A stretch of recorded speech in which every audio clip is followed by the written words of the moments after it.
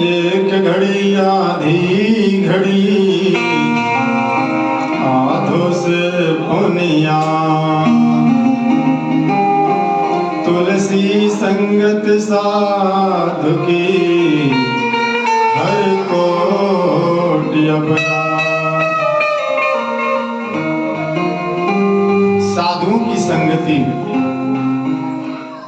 कोटि अपराध मने हमारे बहुत से पाप हैं, यदि कई प्रकार के पाप हैं तो उन सब पापों का विनाश कर देते हैं। इसलिए भगवान कहते हैं नारायण ब्रह्मा जी से, सर्वाश्रमाभिगमनं सर्वतीर्थोगाहनम्। आप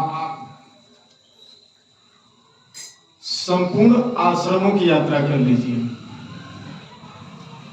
संपूर्ण तीर्थों की यात्रा कर लीजिए, उसमें स्नान कर लीजिए,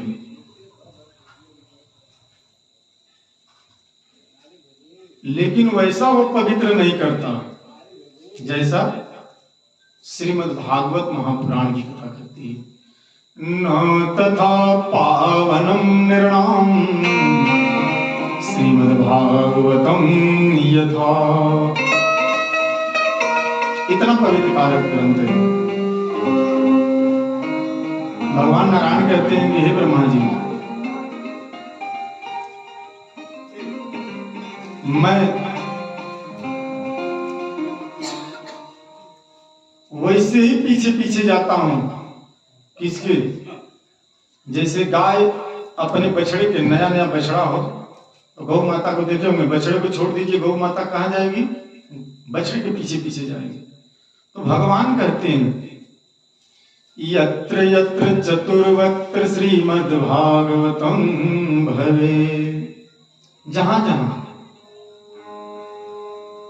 श्रीमद् भागवत की कथा होती है, गच्छामि तत्र तत्राहम्, मैं वहां उसी प्रकार से जाता हूं। गोयर्था सुतवत्सला, जैसे गौ अपने नए नए बछड़े के पीछे पीछे जाती है। और इस बात को भगवान कहते हैं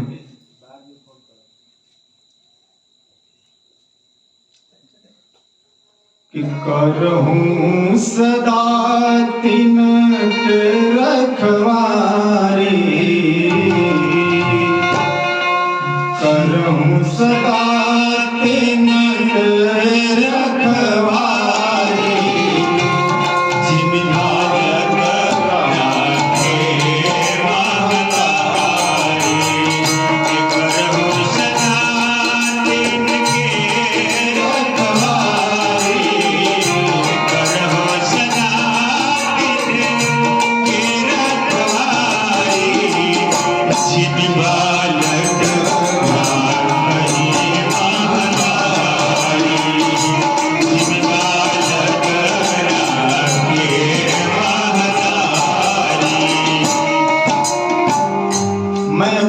की रखवाली वैसे करता हूं जैसे माता अपने बालक की रखवाली करती है। इतने करुणाशील भगवान, इतने दीन दयाल, इतनी हमारी चिंता करने वाले। बालक अपने माँ की चिंता नहीं करता है, माँ अपने बालक की चिंता करती है।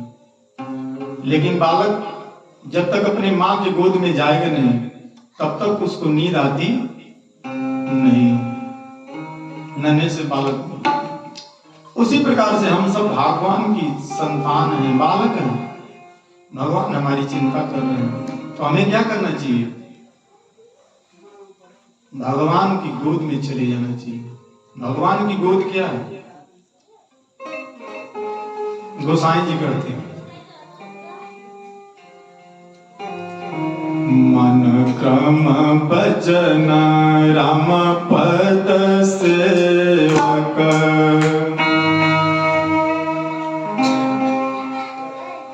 मन कर्म वचन से भगवान के चरणों की सेवा। सपने हुआ न भरोसे न देवक, किसी दूसरे देवता का भरोसा नहीं रखना। ये बताइए, जब बालक की माता बालक को दूध पिलाने के लिए, उसकी सुख दुख की रखवाली करने के लिए तैयार है, तो बालक दूसरे माता के पीछे घूम रहा है, तो बालक को मूर्ख कहा जाएगा कि समझदार कहा जाएगा? हम लोग मूर्ख वाला काम करते हैं। कैसे? भगवान पे हमें भरोसा नहीं। हनुमान चालीसा में लिखा है कि और देवता चित्त न धरे जब हनुमत से सुख करहि। तो और देवताओं को चित्त में धारण करने से क्या मतलब है, जब भगवान ही आपके सुखों को करने वाले हैं।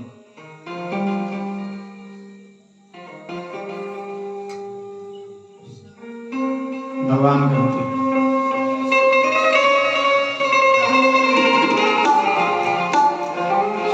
मत कथा वाचकम नित्यम मत कथा श्रवणेरतम।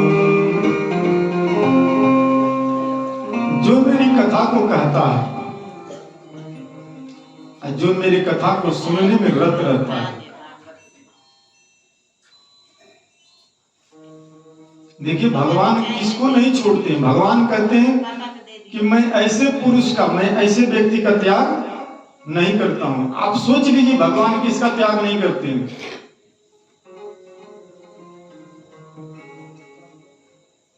भगवान की वाणी कहते हैं मत कथा वाचकम नित्यम मत कथा श्रवणेरतम। जो मेरी कथा को कहता है और जो सुनने में रत रहता है। रत समझ रहे हैं?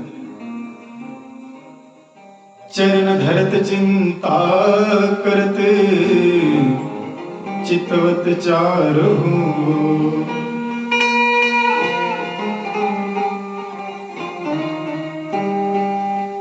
चरण धरे चिंता करे चारों ओर चिते। क्या चिते? सिय राममय सब जग जाने करहु प्रणाम जोर जोग पानी।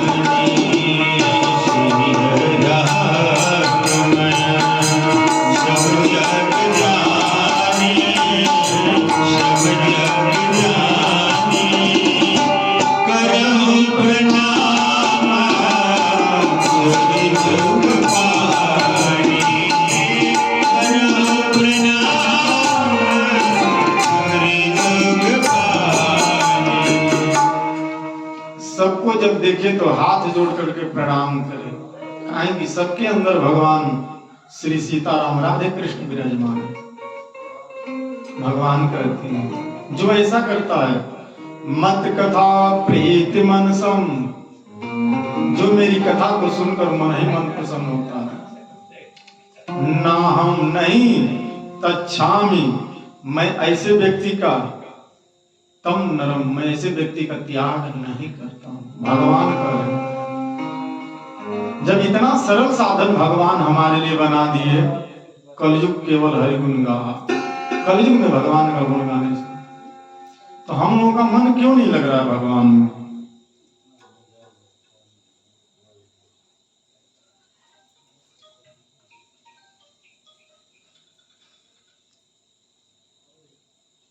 कहते हैं कि जो भक्त के गुण है ना, कैसे हैं?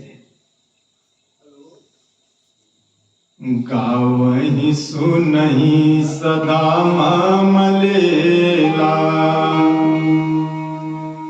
गावहि सुनहि सदा ममलेला। हेतु रहित परहित रतसेला। जो गाता है, सुनता है, मेरी लीलाओं को हमेशा रत रहता है, वही कहते कि मेरा भक्त है। कैसे पता चले कि हमें भगवान की भक्ति बढ़ रही कि नहीं बढ़ रही है? गोसाई जी नीचे कर दिए। प्रथम भगति संतन कर संगा। प्रथम भगति संतन कर संगा।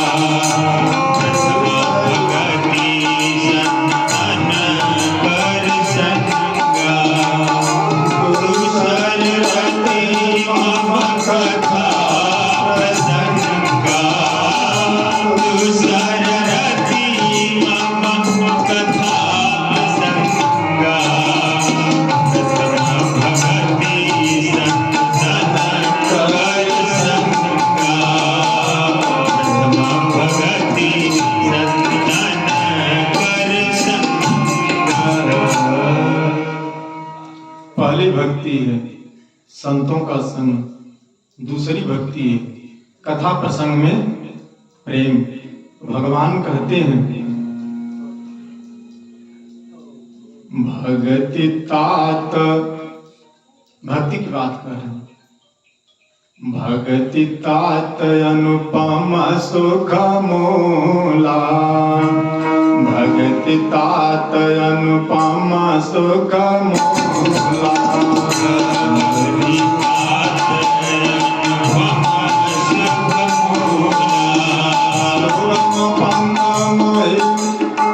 सुगम पंथ मोहि पावहि प्राण, सुगम पंथ मोहि पावहि प्राण। भक्ति सुख का मूल है, ये बड़ा सुगम है। भक्ति सुगम है,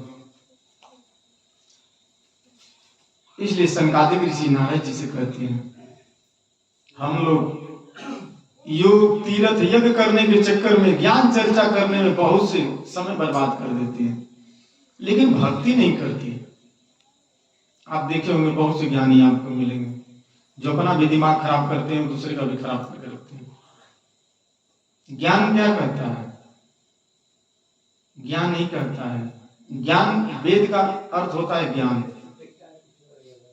ज्ञान का मतलब होता है जिस ज्ञान से भगवान की प्राप्ति हो, बाकी दुनिया में कोई ज्ञान नहीं है।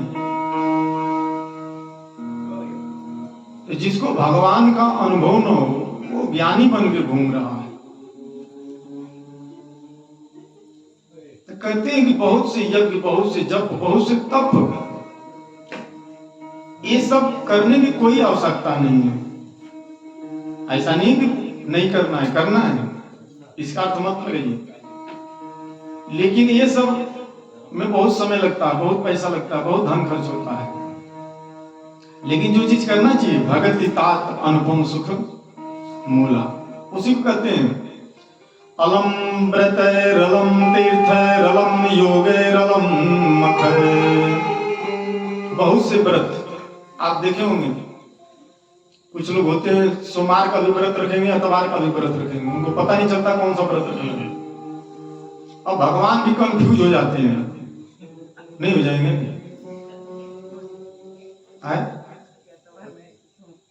भगवान को समझ में नहीं आता कि मेरे पक्ष में है कि उनके पक्ष में है। अरे भाई कहते हैं जिसके पक्ष में रहिए ठीक ठाक से रहिए, नहीं कहते हैं ना कि दो नाव पे चढ़ना, तो दो तीन इधर उधर क्यों दौड़ भाग लगा रहे हैं?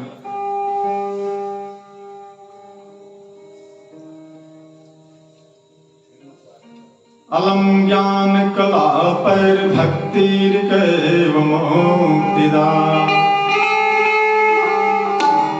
ज्ञान की चर्चा करने की कोई आवश्यकता नहीं है। कहते हैं एकमात्र भक्त मुक्तिदा, एकमात्र भक्ति ही मुक्ति प्रदान करने वाली है। क्या प्रदान करने वाली है? भक्ति। भक्ति कहती है कि मैं कहाँ रहती हूँ,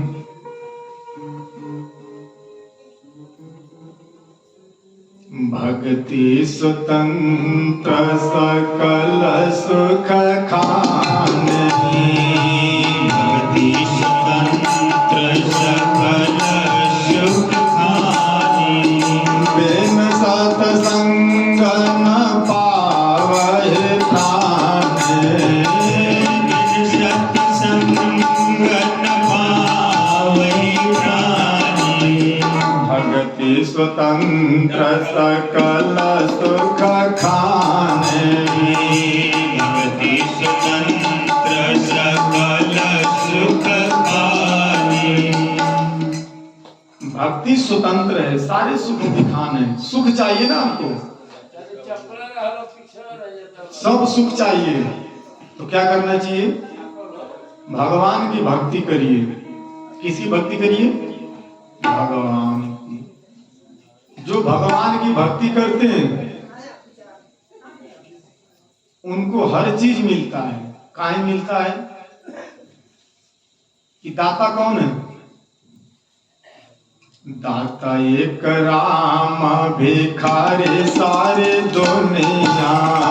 दाता एक राम, भिखारी सारी दुनिया। दाता एक राम, भिखारे सारे दुनिया। दाता एक राम, भिखारी सारी दुनिया। ऐसे दीननाथ पे बलिहारे सारे दुनिया। ऐसे दीननाथ पे बलिहारी सारी दुनिया। राम एक देवता पुजारे सारे दुनिया। राम एक देवता पुजारी सारी दुनिया। राम एक देवता है, सारी दुनिया पुजारी है। और कलयुग में तो कलो भक्ति भक्त्या कृष्ण पुर स्थित। कलयुग में केवल भक्ति ही सार है। काहे सार है? भक्ति भक्त्या कृष्ण पुर स्थित। भक्ति से साक्षात श्री कृष्ण सामने उपस्थित हो जाते हैं। श्री कृष्ण समझ रहे हैं? भगवान श्री कृष्ण सामने उपस्थित हो जाते हैं। तो जो चाहते हैं कि मेरे सामने भगवान आए, मेरे हृदय में भगवान आए, वो भक्ति करे। इससे सरल साधन दुनिया में कोई है नहीं। बड़ा सुगम साधन है। इतने सुगम साधन को छोड़ करके हम लोग इतने ये बताइए, जब राजा परीक्षित जी जब भक्ति के लिए बैठे हैं संत महात्माओं के बीच में, तो बहुत बड़ा यज्ञ नहीं करा सकते थे? वो करा सकते थे। राजा थे महाराज, चक्रवर्ती सम्राट। लेकिन यज्ञ कराने का फल पता नहीं मिलेगा कि नहीं मिलेगा, कब मिलेगा, कितना पैसा, और इतना समय लगेगा कि 7 दिन का समय उनके पास, 7 दिन में यज्ञ का तैयारी के लिए समय ये खत्म हो जाएगा। लेकिन सत्संग करने के लिए कोई ज्यादा भाग दौड़ करने की जरूरत नहीं। ना बैठने का नियम, न सोने का नियम, न खाने का नियम, कोई नियम नहीं मार, जैसे भी मन करो वैसे आएंगे। लेकिन आप यज्ञ में जाएंगे तो ऐसे नहीं बैठ पाएंगे। कोई ऐसे आपको बैठने देगा?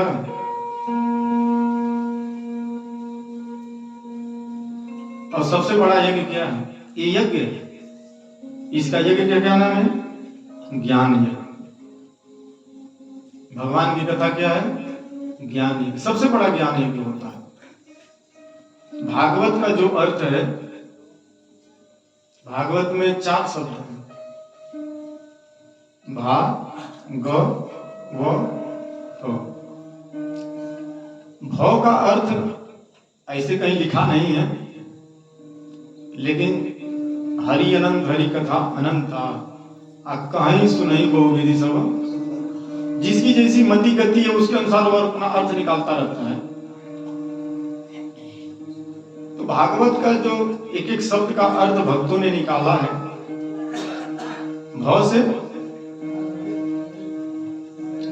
भक्ति, भव से गो से ज्ञान, वो से वैराग्य। भक्ति काहे चाहिए? कल हम लोग कथा सुने, भक्ति माता वृंदावन में जमुना घाट पे दुखी है, उसके 2 पुत्र हैं ज्ञान वैराग्य, दोनों बेचारे दुखी हैं। नारद जी से उपाय पूछती है। नारद जी कहते हैं सब कलयुग का प्रभाव। बात समझे? तो भक्ति के पुत्र हैं ज्ञान और वैराग्य। तो आप ये बताइए कि पहले माता आती है कि पहले पुत्र आते हैं दुनिया में? हमारी माँ है तब तो हम हैं महाराज। लेकिन आजकल लोग भक्ति को नहीं अपने हृदय में स्थापित करते, पहले वो ज्ञानी बन जाइए। तो तो भैया जब माता नहीं तो पुत्र कैसे उसके हृदय में आएगा? तो वो ज्ञानी जानते हैं क्या करते हैं? अपने भी डिस्टर्ब, दूसरे के भी डिस्टर्ब करेंगे। और इसी बात को कबीर बाबा ने कह दिया, पोथी पढ़ पढ़ जगमुआ पंडित भयान को, ढाई अखर प्रेम का पढ़े सु पंडित हो। पंडित माने भक्त ज्ञानी। ढाई अक्षर क्या है? प्रेम। प्रेम माने दुनिया से प्रेम नहीं, ना ना, दुनिया से प्रेम नहीं, नहीं। ये नहीं कि देवी जी तो कहेंगे कि आप जाएंगे तो हम चाय कैसे पिएंगे। अरे देवी जी वाला प्रेम नहीं, किसके वाला प्रेम? राम ही केवल प्रेम प्यारा, राम ही केवल प्रेम प्यारा। राम वाला प्रेम, भगवान वाला प्रेम, कृष्ण वाला प्रेम। कौन वाला प्रेम? कृष्ण वाला। कृष्ण से प्रेम वही भक्ति है, उस प्रेम की बात कही गई है। तो हमारा किसी से प्रेम कब होता है?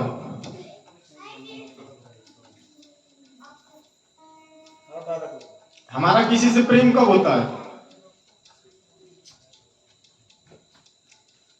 उसके साथ बैठने से, उसके साथ चर्चा करने से तभी तो होगा महाराज। और उसको जानने से कि क्या सच्चाई है क्या। तो हम सब चाहते हैं कि भगवान से हमारा प्रेम हो। कोई ऐसा है कि जो चाहता है कि हमारा यमराज से प्रेम हो? हमारा कल एक महात्मा जी बोले थे, हम यमराज जी को देखना चाहते हैं। तो भैया यमराज जी को क्यों देखना चाहते हैं? भगवान को देखने की थोड़ा सोच रखिए। देखिए, कोई कहे कि मैं जेल में जाना चाहता हूं, तो थोड़ा सा गड़बड़ करे, उसको जाने की जरूरत नहीं है। वो अपने आप सरकार के आदमी आए, खूब बढ़िया हथकड़ी लगाते हैं, खूब बढ़िया गाड़ी में बैठाते हैं बॉडीगार्ड के साथ, अब बहुत बढ़िया जगह पहुंचा देते हैं। लेकिन किसी को कोई पद पाने के लिए, सरकार से इनाम पाने के लिए बड़ा मेहनत करना पड़ता है, नहीं करना पड़ता है? लेकिन जेल में जाने के लिए कोई ज्यादा मेहनत की जरूरत नहीं है। बस थोड़ा सा कुछ भी कर दीजिए, बस उल्टा काम करिए, 1 सेकंड का काम करिए, फिर देखिए कितने बॉडीगार्ड आ जाएंगे आपके साथ, आप सोचे भी नहीं होंगे। इतनी सुख सुविधा, अब आपको कोई काम करने की जरूरत नहीं है। लेकिन अच्छा काम करने के लिए बड़ा मेहनत करना पड़ता है। अरे महाराज रहने दीजिए, क्यों टुक टक मार रहे हैं? बज रहा है, बज रहने दीजिए। नंबर देखिए शांति भाई। तो भगवान से प्रेम, जब हम उनकी कथा सुनेंगे तभी हमारा उनसे प्रेम। आप देखे होंगे, जब किसी लड़के की और किसी लड़की की जब शादी की बातचीत चलती है, तभी कोई किसी को देखा नहीं है, लेकिन बातचीत चलते चलते अपने माता पिता से जब कन्या बातचीत सुनती है कि मेरा वर ऐसा है, वर सुनता है अपने माता पिता से कि मेरी जो आने वाली बहू है ऐसी है, तो उसके नाम से धीरे धीरे उसको प्रेम होने लगता है। और 2-4 महीना वो बातचीत चलता रहा, उसका गुण चलता रहा, और कोई दिक्कत आती है तो लगता है कि वो अपना है। कब? उसके गुणों को सुन करके। तो इसलिए हमें भगवान से भी प्रेम करना है, तो भगवान के गुणों को सुनना चाहिए। हम लोग गलती यही करते हैं कि चाहते तो कि भगवान मिले, लेकिन भगवान के गुणों को सुनना, कहने मतलब ये महाराज, आप चाहते हैं कि राशन मिले, तो राशन कार्ड बनवा करके बिना अंगूठा लगाए राशन मिलेगा? अंगूठा लगाना पड़ेगा। तो जब आप लोग इतने समझदार हैं कि बिना अंगूठा लगाए राशन मिलने वाला नहीं है, तो बिना भगवान की कथा सुनने भगवान कैसे मिलेंगे हमको? मिलेंगे नहीं। तो जब इतनी साधारण सी बात है तो हम लोग क्यों नहीं जानते? जानते इसलिए नहीं है, क्यों नहीं जानते? कोई बता सकता है क्यों नहीं जानते? नहीं,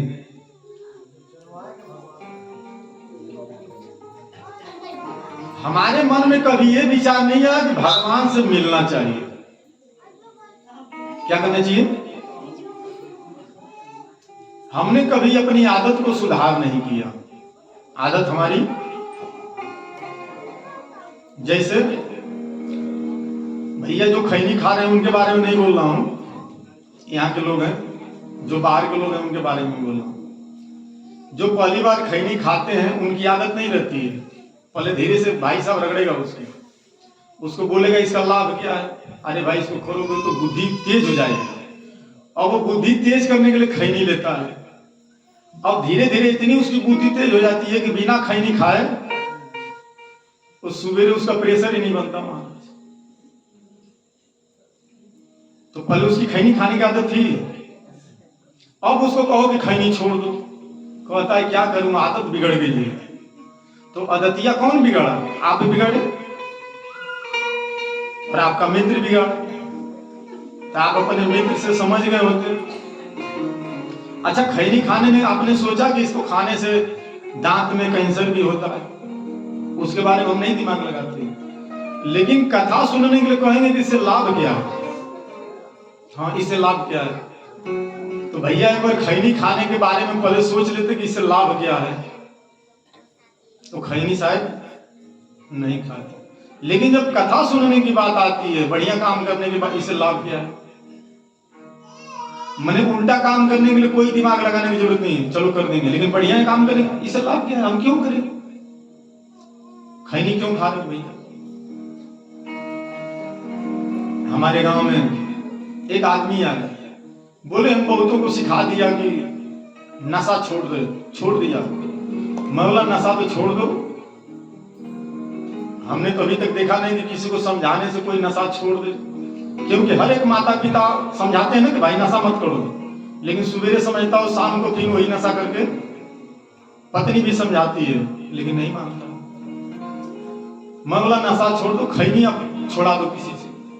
2 लोग आए महाराज मेरे गांव में, एक 80 बरस के बूढ़े दादा, एक 30-32 बरस के जवान। मैंने दोनों लोग खैनी खाते, इनको समझा करके छोड़ा दो। वो महाराज आधा घंटा तक 1 घंटा तक समझाते रहे, एक दिन में खैनी खाओगे 3 रुपये का, तो 1 महीने में कितना हो गया? 300, 12×36 महाराज नहीं, 3 तिरी के 900 रुपया, और 1 साल में 12×9 108, 10,800। आपने 50 साल खैनी खाया तो इतना बुरा भाग किए हो, तुमने इतना नुकसान कर दिया। अब वो खैनी खाने वाला थोड़ी सोच रहा है कि हमने इतना नुकसान कर दिया, वो हूं करते रहे। मेरे से बोले भैया ये सब समझ गए, तो मौला कैसे पता चला? बोले हूं कर रहे हैं। मौला कभी कभी ऐसा होता है, भैंस के आगे बीन बजाओ तो भैंस क्या करती है? तो इनसे पूछ लो कि पगड़ी तो नहीं कर रहे हैं, हूं कर रहे हैं। तो पूछा गया महाराज जो सबसे बुजुर्ग दादा थे, मौला उनको छोड़ दो तो बेचारे बुजुर्ग हो गए, पहले जवान आदमी से पूछ, उनसे पूछा गया हाँ भैया बताओ खैनी कब छोड़ोगे? बोले खैनी छोड़ने के लिए हमको कम से कम 2 साल लग जाएगा। तो कहे कि तो सीखे खातिर के 2 साल लगल है खैनिया, ये बोल के चला भाई जब 2 साल में खैनी छोड़बा, एक मतलब तो से छूटे वाला। अब बुढ़ऊ दादा से, हाँ भैया तू बताओ, कहता नहीं खैनिया तब तुरतीय पार में छूटी। मतलब आदत बिगड़ गई है, आदत सुधरने वाली, इसलिए साधक कहता है आदत बुरी सुधार लो, बस हो